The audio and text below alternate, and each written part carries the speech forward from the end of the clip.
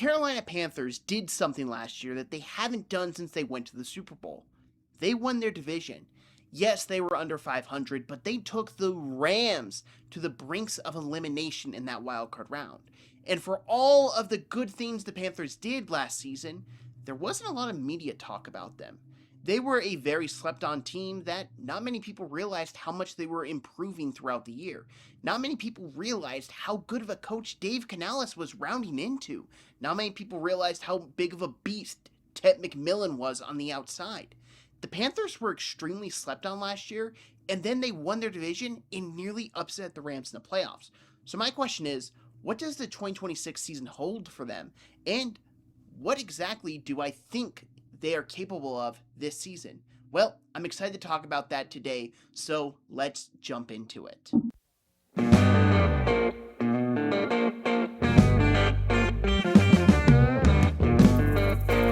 The Carolina Panthers had a very interesting free agency, as I feel like they had a deal that they overspent on, but I understand it, and then a deal that I was so enamored with because I thought it was such great value. I thought it was the perfect type of move for this Panthers team, and then they brought in a veteran tackle who I think can come in and fill the spot as you deal with tackle injuries, as the Panthers starting tackle, Ike Ekwonu, will most likely not play at all this year. So I think they had a very good free agency. Looking at Jaelan Phillips, that was the first guy I want to talk about.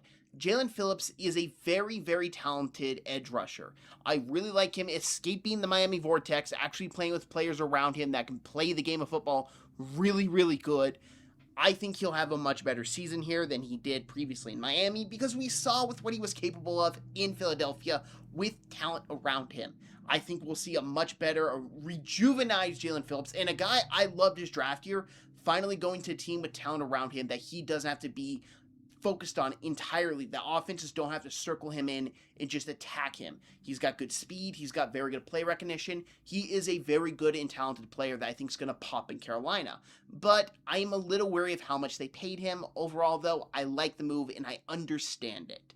Then we get to one of my favorite moves of the offseason, Devin Lloyd, who they got on a discount. Why did I think they had got him on a discount? Because I believe he's a top 5 inside linebacker in the NFL and a guy who can reasonably challenge for Defensive Player of the Year in a couple of years, maybe this year. It would not shock me if he wound up top 5 in voting in a year in the next 3 seasons. Not saying he'll win it because it will go to an edge rusher or a cornerback most likely.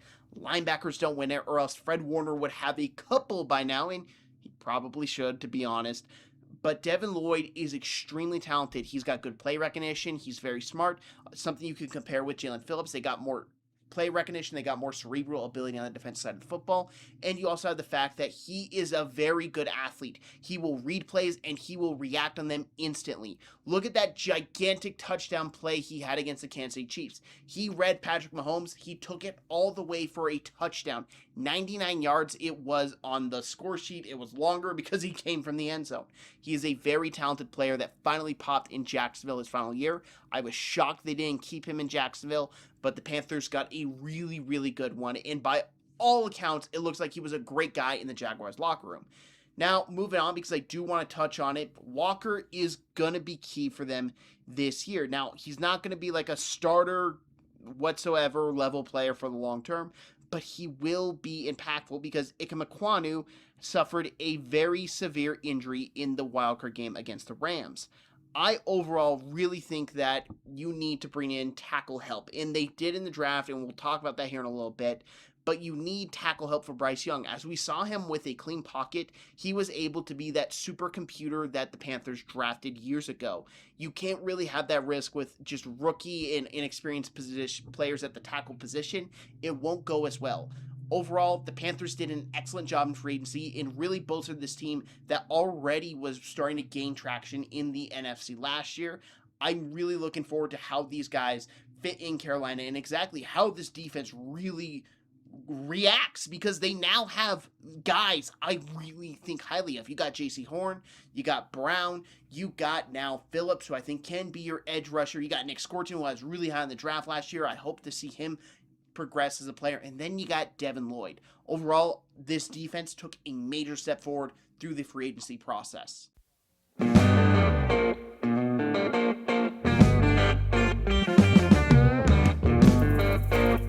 The Carolina Panthers had a draft I overall liked. They took a lot of guys that I thought were undervalued, and Zakee Wheatley, Sam Heck, Will Lee, I thought was interesting. Didn't really have a strong opinion on him. But those three guys that they got on day 3, I really loved. I didn't watch much at all, really, of Jackson Kawach, so I don't really have anything to say on that without sounding like an idiot. Chris Brazzell, the second, I have a rule. It's stay away from Tennessee wide receivers. With what he played like in college, he looked really good. He looked like a traditional Tennessee wide receiver that really benefits from the system he's in, but also had a lackluster quarterback that he had to come out back and bail out many times. So there might be something there. It just worries me that we've seen how many Tennessee wide receivers come into the league and they're hyped up and then they fall face first because the system they were in just really, really benefited them. But Brazzell seems to have a lot of talent that you can work with. Lee Hunter is probably my favorite pick of the Panthers just because I loved him at Texas Tech. In fact, he was probably my favorite Texas Tech drafted player, like draft eligible player. I actually had him like right around the same spot I did David Bailey. And it's not me saying David Bailey's a bad player. I really loved Lee Hunter, and I was lower on David Bailey than everyone else. But to me, Lee Hunter made that defense work. He was a great just presence in the interior. He could play the run. He could get after the quarterback. He was a great player that I'm really excited to see work in the NFL because I think he's got all the tools to be a 10-year pro in the league, which is a major thing when you're drafting a guy in the second round. And then moving on to their first round pick, Monroe Freeling. Monroe Freeling falls into the same category as Chris Brazzell. I do not trust drafting Georgia tackles whatsoever. I don't like their offense line coach. I don't think he gets them ready for the league. I really don't like drafting Georgia offense linemen in general. I don't think they work out. But you watch Monroe Freeling, you see the talent. You see he's raw. He's obviously got to work on his technique. He's got to work on his hand placement. His footwork's not that bad. He is a great athlete. He can get out. He can move in the open space. He has the tools that if you can work with him properly, he could really pop. But I'm just terrified of drafting Georgia tackles, and I've seen it on repeat of them coming to the league hyped up, and they don't work out. The only one that's really worked out is Andrew Thomas, and even then, he has been a major disappointment. So I have a lot of cause for concern there with Monroe Freeling.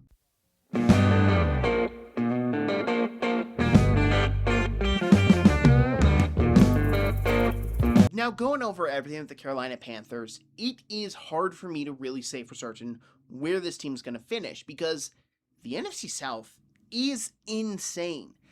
But I have a guess on where I have them because I think they either take second place or they win the division. I currently had the Falcons winning the division just because I'm buying into the Falcons hype again and I'm ready to get burned by them. But I have the Panthers finishing second. And my cause for concern of why I won't have them finishing first is that I'm worried about Bryce Young staying healthy with an offensive line that is going to be very interesting throughout the season. It can obviously progress throughout the season, but injuries are a concern when you look at a quarterback that's Bryce Young's size. He can not handle abuse like a lot of other guys can. You compare Pat Mahomes to Bryce Young, Pat Mahomes can take the hits that Bryce Young can't. It's just how the human body is made. Bigger guys are made to absorb impact better. But the Panthers have a lot of talent on this roster. Chuba Hubbard is a great running back, and I know you're losing Rico Dowdle. They have the better running back by a good margin still. The receiving core is good. It's got Jalen Coker, who I really do like as a young guy who can continue to grow into the NFL. Tatoria McMillan was a beast last year, and I'm excited to see how he progresses as a football player. And you look at the defense. I listed off big reasons why I'm excited about this defense. I think Jalen Phillips is going to have a breakout year this year. I really love Lee Hunter on this interior defensive line, teaming up with other guys on this defensive line. It's got talent, and Devin Lloyd as that linebacker that can really boost the defense. And you got J.C. Horn, when healthy, is one of the most underrated cornerbacks in the NFL. This Panthers team can very easily win the division. It's why I had them finishing in a wildcard spot at the bare minimum this year, because they are ready to take a step forward. But the big question is Bryce Young ready for that step forward? And it's another reason why I have them finishing second is we don't know yet. Bryce Young is in a make it or break it year. If he plays well this year, he will get a contract extension. If he doesn't, the Panthers will move off of him. And it's not really the end of the world for the Panthers because they have so many things set in place that if you have to wait and take a quarterback in the first round next year, you're loaded already, and you have found the right coach in Dave Canales. I think last year extremely proved that with how he handled the Panthers. When Chuba Hubbard was hurt and you had to rely on Rico Dowdle, his run schemes were so amazing. And then Dowdle cooled off. Well, you go back to Chuba Hubbard, who's amazing. You utilize so many different receiving options for Bryce Young. You fixed Bryce Young, who looked beyond broken after his rookie year and first couple starts his sophomore year. He looked beyond broken. Now you look at the back half of the season, you look at that wildcard game, you look at the game he had against the Falcons, you start buying into him as a legitimate option for a team at the quarterback position. There is hope and optimism in Carolina. They won their division for the first time since they went to the freaking Super Bowl. And I believe they only made the playoffs one more time after that in the Cam Newton era, and really until last year. It has been a long drought of good football in Carolina. But unlike with Matt Rule, who it seemed like everything just wasn't coming together, unlike with Frank Reich, who really didn't get a chance, but still, unlike without him, they have a plan. They have a long-term goal, a long-term plan that seems in place. And I didn't think that was ever going to happen with David Tepper. But Dave Canales and this entire management for the Carolina Panthers have done an incredible job of building this roster up. And not just really focus on the roster, but the coaching staff as well. I think the coaches for the Carolina Panthers really worked magic last year, focusing on proper schemes, focusing on getting players open. I don't believe you look at the Rams and Panthers, just talent on paper last year. What team are you going to take? You're going to take the Rams to beat them 10 times out of 10. But the Panthers beat them once, and then they nearly beat them a second time. And I think a big credit of that goes to Dave Canales and his staff for the job they did with that roster last year. Overall, I think the Panthers are a feisty team that I would not want to see week in, week out. They can easily win their division, but I think at the bare minimum, they are a wildcard team, and that's a feisty wildcard team that will be a tough outcome January. Much for watching this video. If you like this video, hit that like button. If you're new to the channel, hit that subscribe button. If you share this, I greatly appreciate it. I'm trying to hit 1,000 subscribers by the time of the NFL regular season. So if you can hit that subscribe button and help me get there, I'd greatly appreciate it. But also, if you want to continue watching NFL team previews, I'm doing 32 and 32 alphabetical order, so we're still in the first week at the time of this upload, but don't worry. Every single team will be getting a team preview, and every single day in a row until all 32 days are complete, there will be an upload. So thank you very much for watching, and I hope you have an amazing day.